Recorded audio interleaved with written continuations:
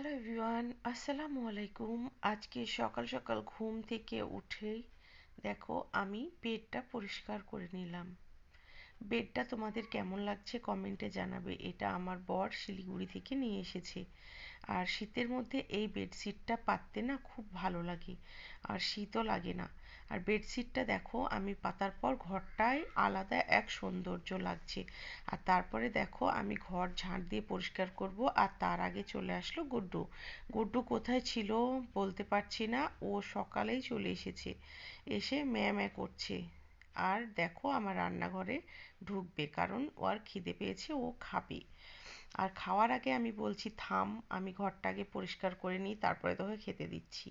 আর এই যে চপারটা দেখছো, এই চপারটা আমি অনেক দিন আগে নিয়েছিলাম, কিন্তু এখন ভীষণ কাজে লাগছে। আমি ইফতারিতে টিকিয়া বানানোর জন্য দেখো সব মাংস ছোট ছোট করে পিষে নিয়েছি, আর দুভাগ করে রেখে দিয়েছি, এক ভাগ করে নেব আর টিকিয়া বানাবো। রমজান মাসে টিকিয়া খেতে কিন্তু খুব ভালো লাগে। আর এই চপারটা যদি তোমরা নিতে চাও তাহলে নিতে পারো, চপারটা কিন্তু খুব ভালো আর খুব ভালো কাজও করছে।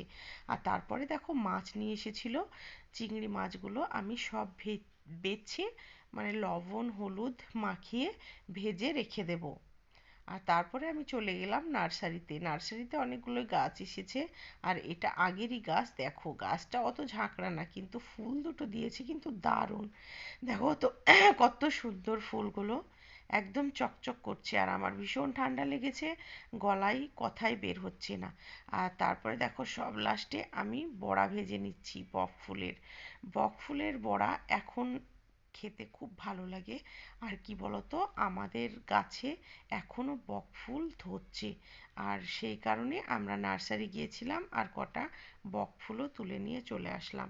আর আমার বর বলল চলো পাকোড়া বানাবো, আর সেই বলার শুরুতেই আমি কাজেও লেগে পড়লাম। দেখো বক ফুলের বড়াগুলা হয়ে গেছে। তোমরা সবাই ভালো থাকবে।